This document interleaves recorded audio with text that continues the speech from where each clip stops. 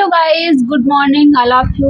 I hope आप लोग बहुत अच्छे होंगे, स्वस्थ होंगे, मस्त होंगे, गर्मी का आनंद ले रहे होंगे गर्मी के फ्रूट्स के साथ।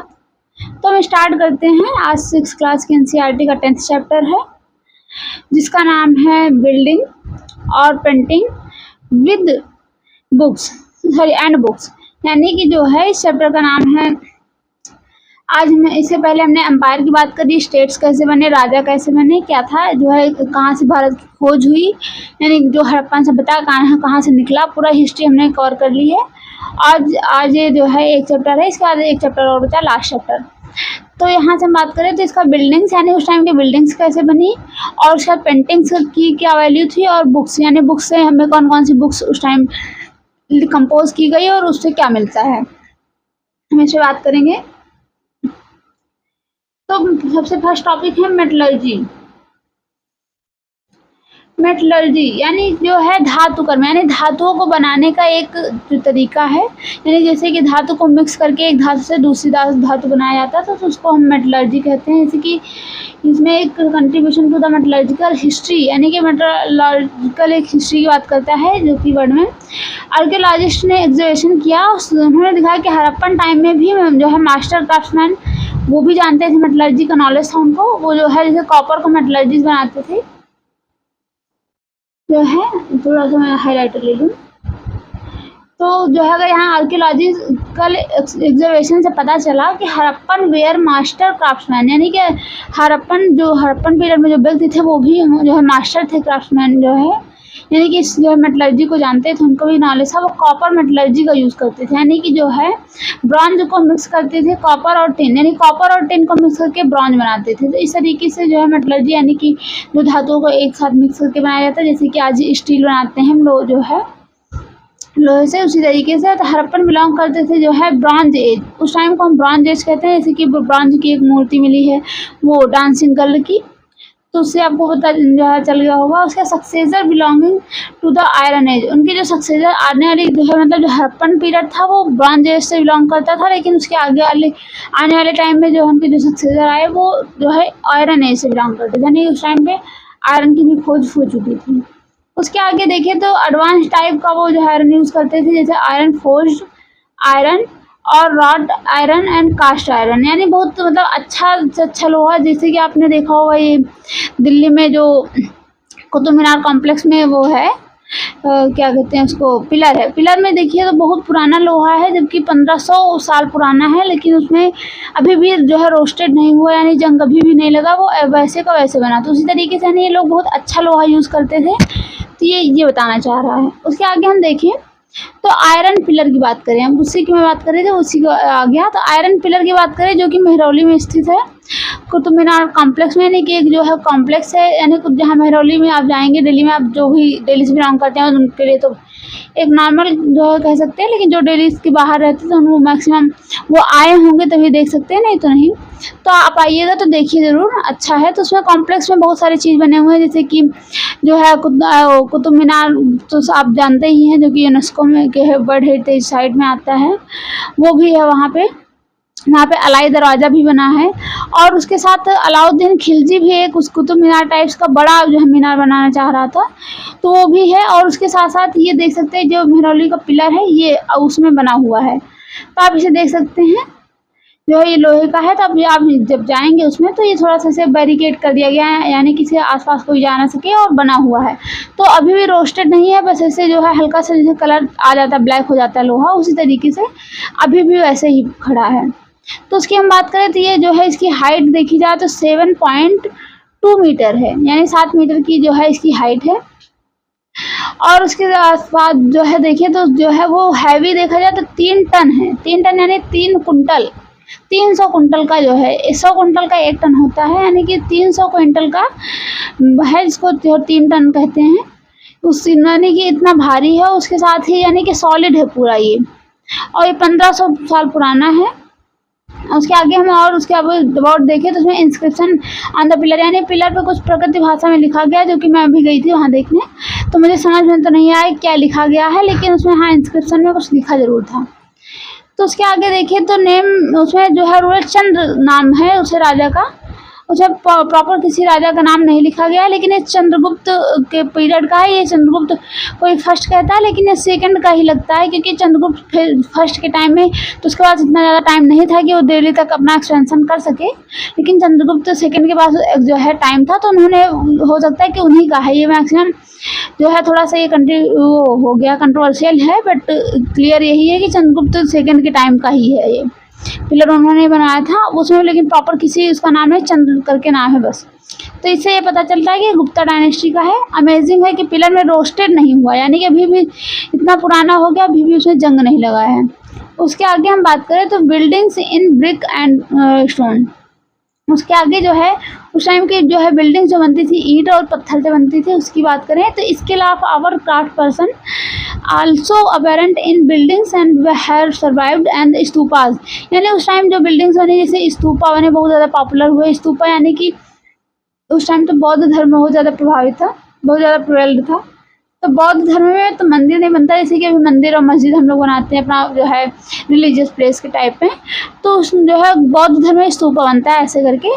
तो स्तूपा मतलब होता है माउंट, ये लिखा गया है यहाँ पर, यानी कि जो बौद्ध भिक्षु होते थे, मंक होते थे, उनका कुछ मतलब बॉडी पार्ट्स होता था, उसको रख दिया जाता है, यानी कि एक तरीके से उनकी बॉडी को उसमें दफन कर दिया जाता था, उसके ऊपर ऐसे माउंट बना दिया जाता था। उसके अगल बगल उसके जो फॉलोअर्स होते थे, वो यहाँ पर रेलिंग है, तो इसके चारों तरफ जो है सर्कुलेटरी पाथ होता है, उस पर आकर के अपने जो है प्रदक्षिणा करते हैं, यानी परिक्रमा जिसको कहते हैं। तो उस तरीके से माउंट बनाया गया, वो बहुत पॉपुलर है। सांची का स्तूप तो आपने सुना ही होगा, तो जो कि यूनेस्को वर्ल्ड हेरिटेज साइट में भी आता है, तो उसको जो है तो उसी जो है उसी तरीके से वो स्तूपा उन्हें कहा जाता है कि जो है अशोका ने अपने टाइम पीरियड में 84,000 स्तूपा बनवाए थे। ये तो कुछ ज़्यादा मतलब अतिशयोक्ति लगता है, बट हाँ अशोका ने बनवाए काफ़ी थे स्तूपा। उसके आगे हम बात करें तो जो है स्तूपा काइंड्स ऑफ स्तूपा, यानी कई प्रकार के स्तूपा बनते थे। उसके जो है कॉमन फीचर्स स्तूपा का यही था, जो कि मैंने बताया कि इसमें एक स्मॉल बॉक्स यानी बीच में छोटा सा एक बॉक्स टाइप बना दिया जाता था, जिसमें उनकी बॉडी को रख करके, जैसे कि उनके बोन, टीथ या ऐसे यानी कुछ भी रख दिया, उनके कोई पार्टिकल रख करके उसी से जो है आगे कर दिया जाता था। तो स्तूपा ऑफ हेड, जिसको हम बीच वाले पार्ट को स्तूपा का हेड कहते थे। हम आगे चले, जैसे कि ये स्तूपा की आप फोटो देख ही रहे हैं, ये स्तूपा का तोरण गेटवे है, यानी गेटवे को उसमें तोरण कहा जाता है उनके लैंग्वेज में। और ये साइड वाला ये बिल्डिंग्स दिख रही हैं, जिसपे जातका की स्टोरी लिखी गई है, यानी जातक कथा लिखी है। जातक की स्टोरी मतलब होता है कि जो बुद्ध के टाइम पीरियड की स्टोरीज थी, मतलब जो है, या फिर उसमें फिगर्स बने हुए हैं, आप फिगर देख करके स्टोरी समझ सकते हैं कि ये कहना क्या चाहता है। तो ये तो अमरावती का स्तूप है, सांची का जो है, सांची का सॉरी, तो सांची का स्तूप है, इसमें जो है लिखा हुआ है। सांची का तो स्तूप रियल में बहुत अच्छा वाकई बना है, और जो कि पत्थरों से ईंट और पत्थर दोनों से मिक्स करके बनाया गया है। उसके आगे हम बात करें तो बुद्धा इस फॉलोअर, यानी वही फॉलोअर उनके जो बनवाते थे, और प्रीसियस उसमें स्टोन्स और कॉइन्स भी लगाते थे, यानी महंगे पत्थर का यूज़ करते थे, जैसे आप देख ही सकते कितना सुंदर लग रहा है। तो उसके आगे हम आगे बात करें तो रेलिक कैस्केट, यानी कि जो कवर्ड इन द अर्थ, यानी कि एक अर्थ को एक गोल गुंबद टाइप्स होता है, जो कि अर्थ को एक तरीके से कवर किया होता था। ब्रिक्स लेयर होती थी, बेक्ड ब्रिक्स यानी जो पकी ईंटें होती हैं उनसे बनाया जाता था। इनके structure sometime covered stone slab, यानी कि पत्थरों से भी बनाया जाता था। उसके often path known as the pradakshina path, जिसकी मैंने बताई सर्कम्बुलेटरी पाथ, उसको कहा जाता है इंग्लिश में प्रदक्षिणा पाथ, यानी कि जो माउंट गोल गोल है तो उसके चारों तरफ ऐसे राउंड करने के लिए, यानी जैसे होता है हिंदू रिलीजियस में कि मंदिर की परिक्रमा करते थे चारों तरफ जा करके। तो उसकी बात करें तो जो है वही कह रहा। उसके आगे हम आगे देखें तो यहाँ होगा इस प्रदक्षिणा पथ की बात कर लिए। स्तूपा के गेटवे की बात करें जो है, तो गेटवे जैसे ये है, तो इसमें होता क्या था कि चार तरफ गेट बनाए जाते थे सेम एस्टिक। इसमें कोई मंदिर टाइप्स तो था नहीं कि अंदर जाने का कोई व्यवस्था नहीं थी, सिर्फ ऐसे जो है वो माउंट टाइप्स होता था। तो इसके चारों तरफ गेटवे होता था, यानी कि इधर से भी आप जा सकते हैं, उसके पीछे से चारों तरफ चारों दिशाओं में इसका गेटवे होता था, और क्लॉकवाइज यानी घूमा जाता था, जैसे मंदिर में हम घूमते हैं ऐसे करके। तो उस तरीके से बताया गया। और उसका डेकोरेटेड होता है, यानी कि इसमें जो है स्कल्पचर यानी मूर्तियाँ, जैसे आप देख ही रहे हैं ये बनी हुई है मूर्तियाँ, तो इस तरीके से डेकोरेट किया जाता था। उसके बाद भी एक और उसमें मैग्निफिसेंट स्तूपा एग्जिस्ट मेन्यू, और उसके बाद 200 मतलब 2000 साल पहले पुराना ये स्तूपा है। जो कि सजा हुआ है। उसमें एक और इम्पॉर्टेंट बात ये है कि इसमें लोग जो आते थे, मतलब इनके फॉलोवर जो होते थे, वो आते थे अपने साथ, मतलब कुछ गिफ्ट लेकर आते थे। गिफ्ट के रूप में मतलब प्रीशियस पत्थर लेकर आए या फिर उसमें लगाने के लिए कॉइन्स लेकर आए, जो भी उनकी इच्छा तो वो लेकर आते थे, तो उससे डेकोरेट किया जाता था। और उस टाइम आर्टिफिशियल केव भी बनाई जाती थी, क्योंकि जो स्तूपा मतलब जो बुद्ध फॉलोवर थे वो किसी घर में नहीं निवास करते थे, तो जो केव्स होती थी उसमें निवास करते थे। तो केव्स में जो है विहार जो है बनाया जाता था। बिहार में यानी कि जो है वो लोग रहने के लिए बनाया जाता था उनको, तो जो है एक तरीके से वो जो है कह सकते हैं यानी कि गुफा के अंदर। तो उसके आगे देखिए हम जो है तो लेबोरेटरी डेकोरेटेड यानी कि उसको भी बहुत अच्छा सजाया जाता था, जो है गुफाओं को भी।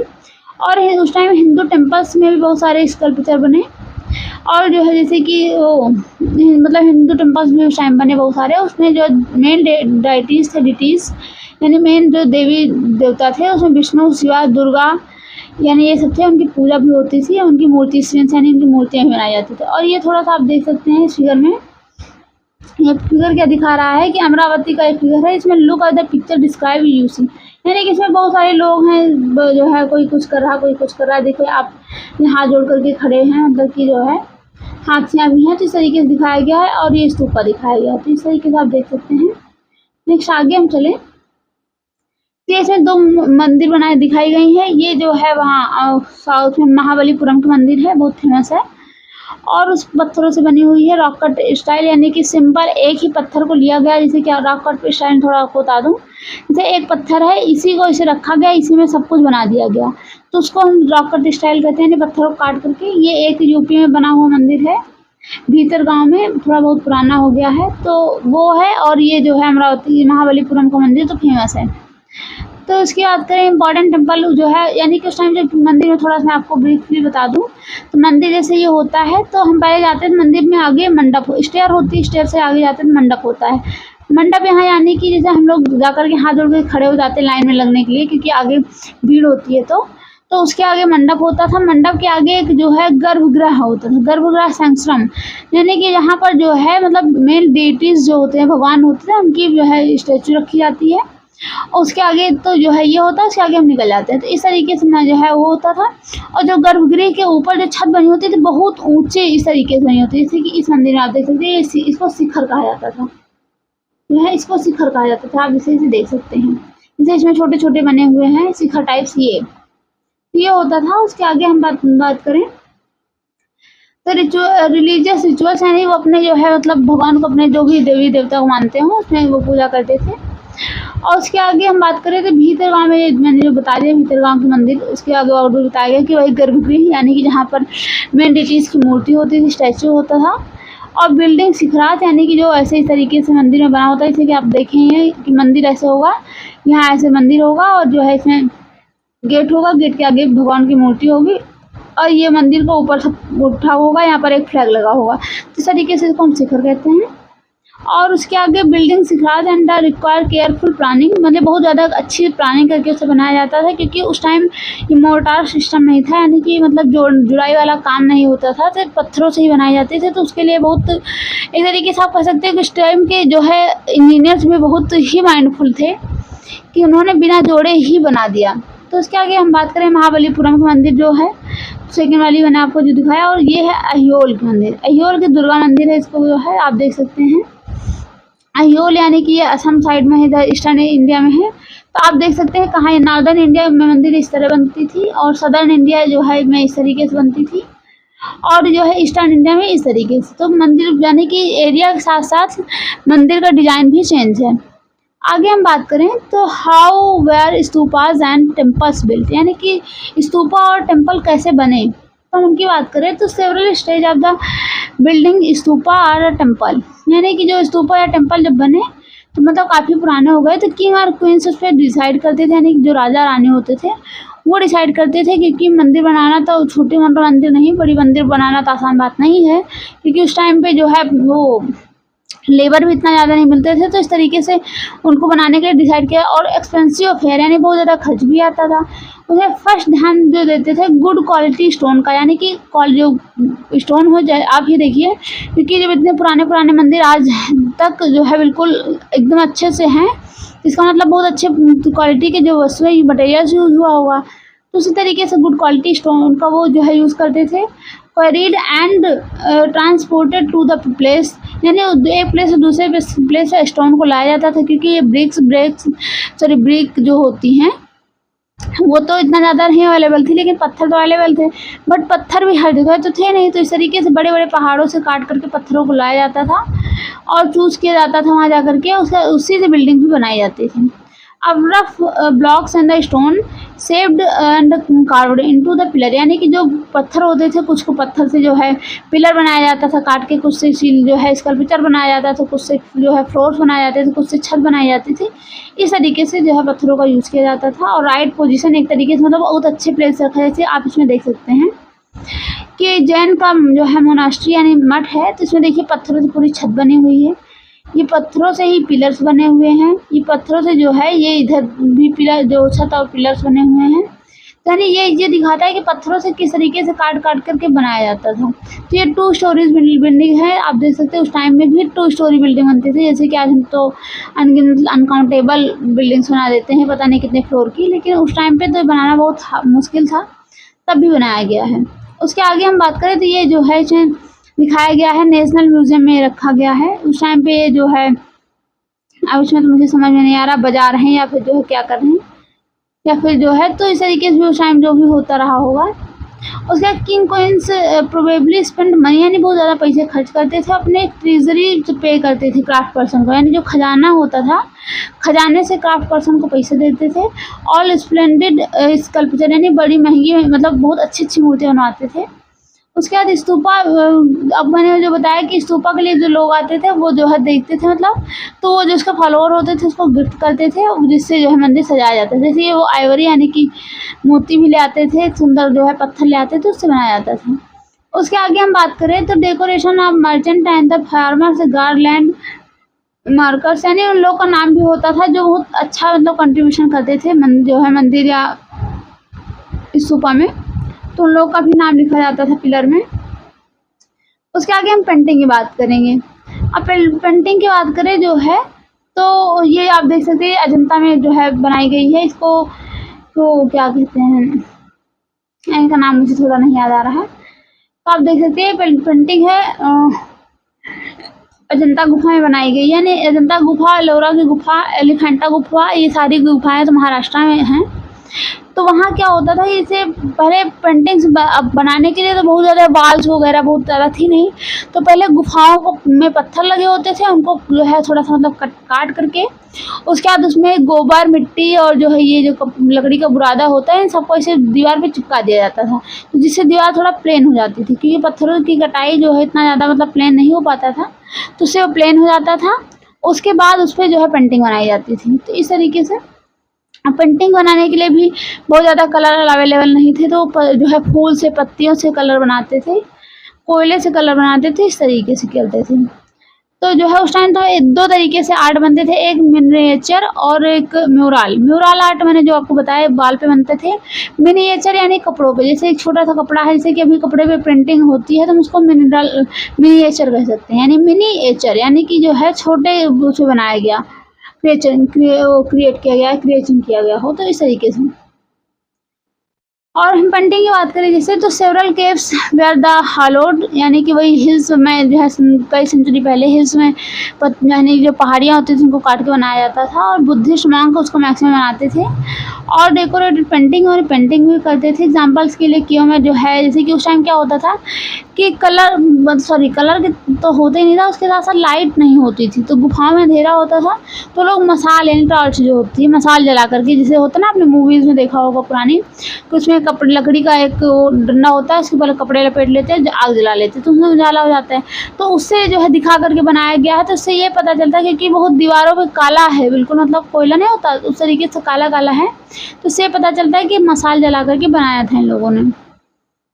और उसके आगे विविड कलर यानी कई तरीके के कलर भी यूज़ करते थे। 1500 साल पहले की बात करते हैं कि प्लांट एंड मिनरल्स से, यानी कि जो कलर निकालते थे मिनरल्स होते थे, सीधे गोल्डन लगा दिए तो गोल्डन कलर आ गया, प्लांट यानी पत्तियाँ लगा दिए तो ग्रीन कलर आ गया, इस तरीके से कलर का यूज़ करते थे। और created splendid work of the remain unknown, यानी कि उनका नाम तो नहीं जाना जा सका, यानी किन्होंने बनाया, किस पर्सन ने बनाया, बट बहुत अच्छी पेंटिंग, इसे आप ये देख सकते हैं कितनी सुंदर पेंटिंग बनी हुई है। और ये भी देख सकते हैं, ये बोधिसत्व इनको कहा जाता था। तो जो है ये आप देख सकते हैं कितनी सुंदर पेंटिंग बनी हुई है। उसके आगे हम चलें देखें तो उसके आगे है द वर्ल्ड ऑफ बुक्स, यानी जो संसार की किताबें। संसार की किताबें की बात करें तो बेस्ट नोन है द एपिक्स, यानी जो एपिक्स होती थी, जिस पीरियड में उस टाइम एपिक्स लिखी जाती थी, वो जो है वो कंपोजिट द,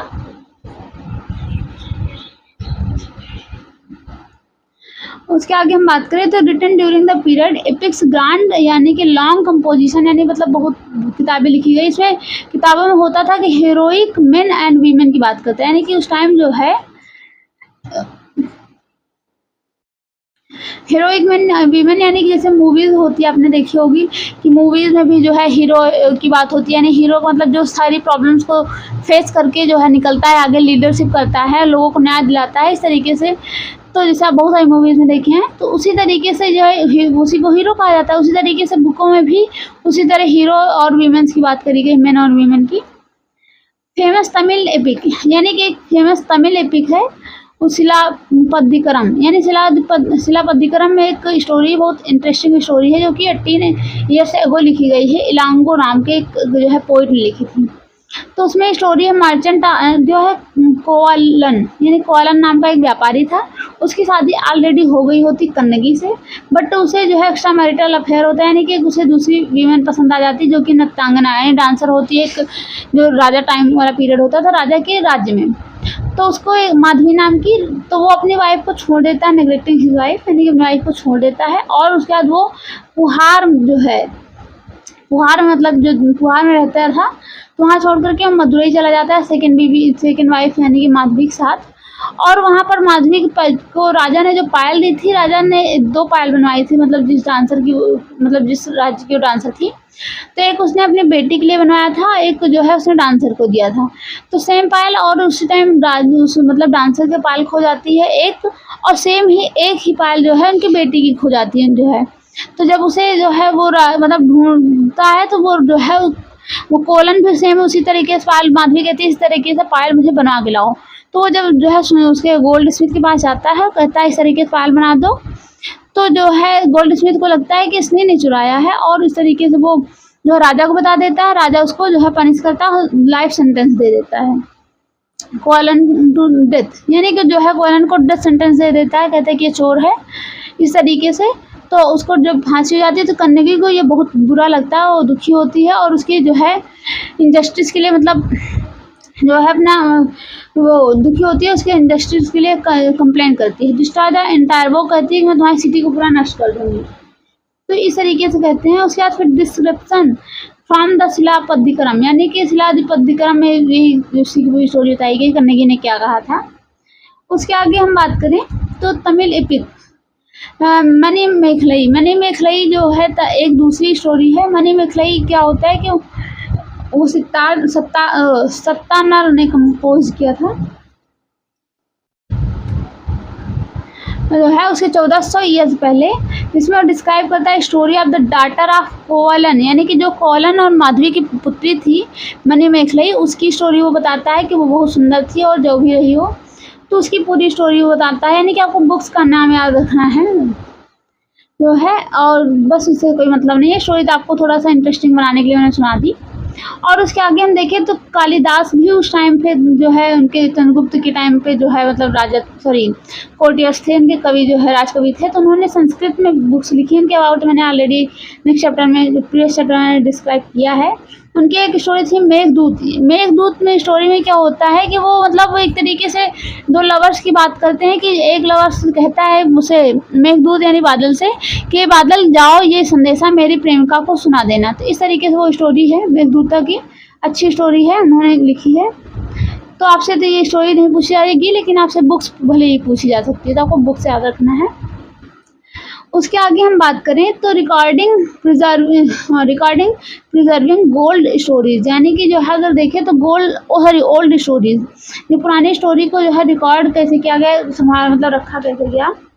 तो हिंदू रिलीजियस स्टोरीज़ है जो है कि written down around the same time, यानी उस टाइम जो हिंदू रिलीजियस की स्टोरी लिखी गई है पुराणों में लिखी गई। पुराण यानी कि जो पुराण होता है, जैसे कि हिंदू रिलीजियस में आप देखेंगे तो 18 पुराण हैं, तो जो है जिसका मतलब होता है ओल्ड। तो पुराण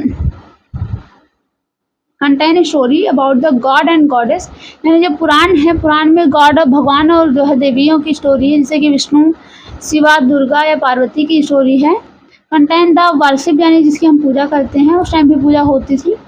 उसके साथ हम देखें तो about the creation of world, about king, यानी कि जो है राजा कैसे मतलब अपना वो भगवान कैसे होता था, इस तरीके से उसकी बात करते हैं।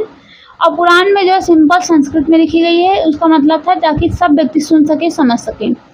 Probably recited in the temples by priest, यानी जो टेम्पल्स में ये गाया भी जाता था जो पुजारियों के द्वारा, और व्यक्ति से सुनने आते थे।